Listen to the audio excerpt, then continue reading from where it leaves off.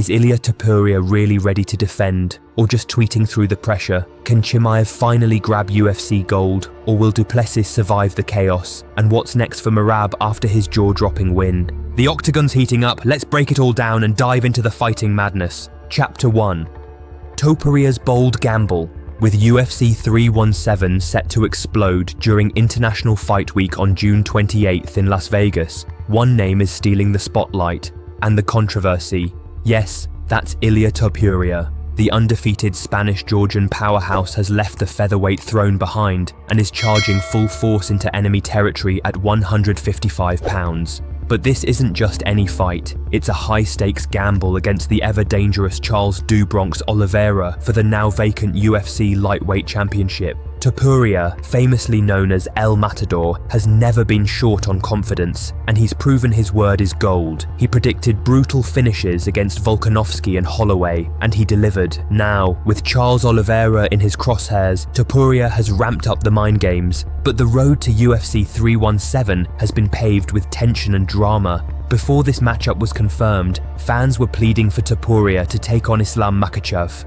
The super fight chatter was everywhere. Topuria himself admitted he wanted it for the fans, but when Islam's manager Ali Abdelaziz dismissed the bout, claiming Islam had nothing to gain, Topuria snapped back with venom. In an interview with Spanish media, translated by Alvaro Colmenero, Topuria fired, "Islam Makhachev is a hypocrite and Ali Abdelaziz has to thank him for preventing him from beating up his fighter." The war of words lit a fuse that still hasn't gone out. With Makhachev now aiming for welterweight gold, the UFC matchmakers pivoted and the Oliveira showdown was locked in.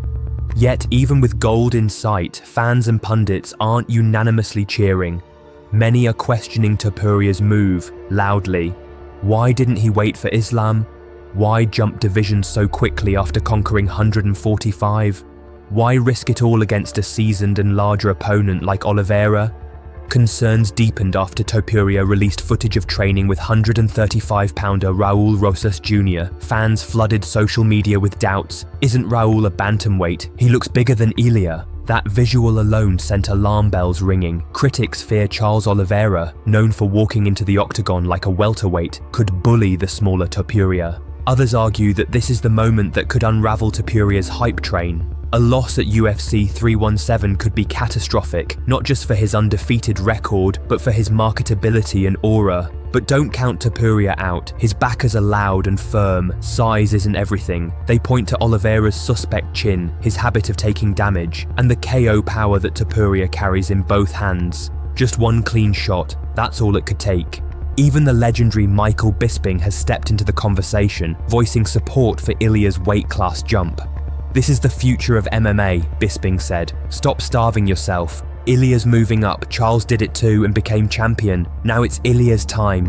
Evolution demands boldness, and Topuria isn't shying away from the fire. So as Topuria sharpens his tools for June 28th, the noise continues to grow. In that vibe, just days ago, he dropped new training footage and a savage message on X. "Don't forget to bring the pillow, Charles "Do Bronx." It wasn't just trash talk, it was a threat wrapped in precision, backed by a clip showing his crisp combinations and relentless pace. But one thing is undeniable, Topuria is betting on himself in the biggest way possible, and if he pulls it off, the world may be forced to bow to El Matador.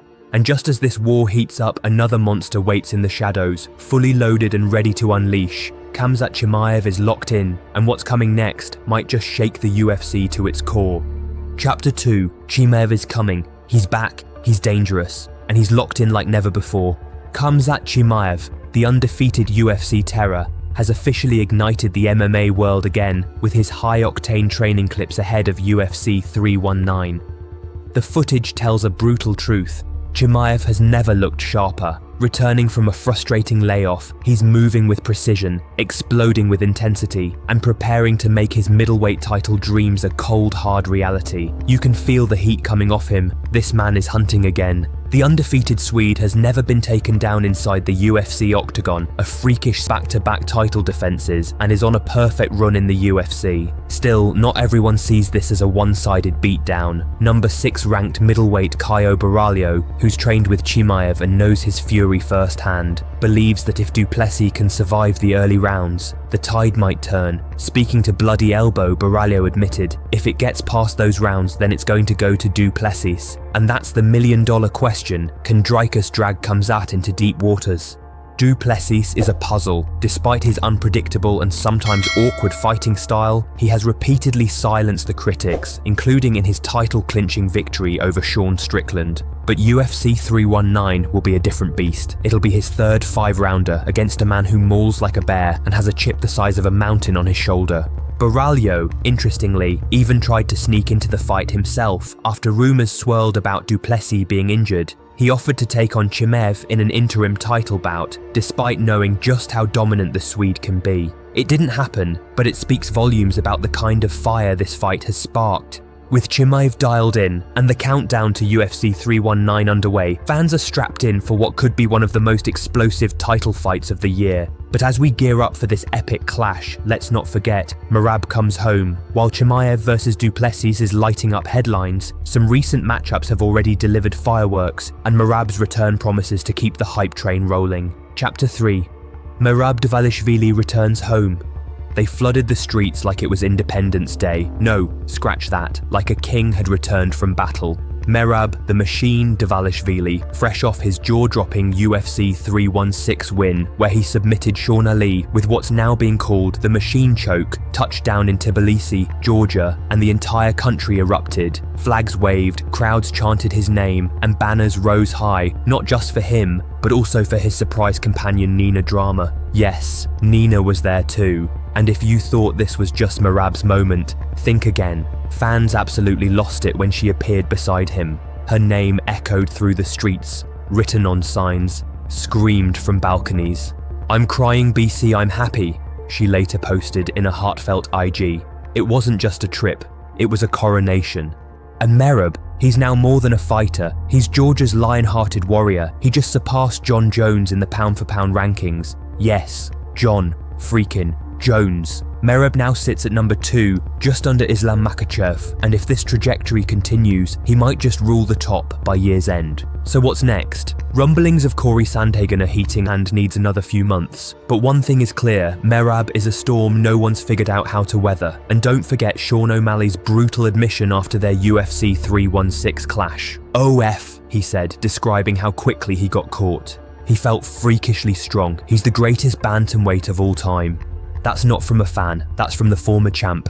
Even Aljamain Sterling, after a run-in with Team Khabib, made it plain, until you're inside the cage with Merab, you just don't get it. His pressure, his grind, it drowns opponents. And while Merab's defining his legacy through violent clarity, the MMA world recently took a weird detour into emotional chaos. Just felt it needed a quick spotlight. Caio Borralho accidentally killed Ben Askren online. Yes, really. He misread a black and white tribute post and declared Askren dead. Fans panicked. But no, Askren is alive, recovering from pneumonia, and home with his wife Amy. Caio apologized, deleted the post, and the internet cooled down. Let's keep it real. Give us fights that leave us breathless, not emotional damage. Because UFC isn't just about punches and takedowns, it's legacy, love, and a little internet insanity. And that's what makes UFC more than a fight, it's the pre-fight storm and the post-fight fireworks. So hit that subscribe, drop a comment, and tell us who's taking the belt next, and which match are you waiting eagerly for. Let's fuel the fire.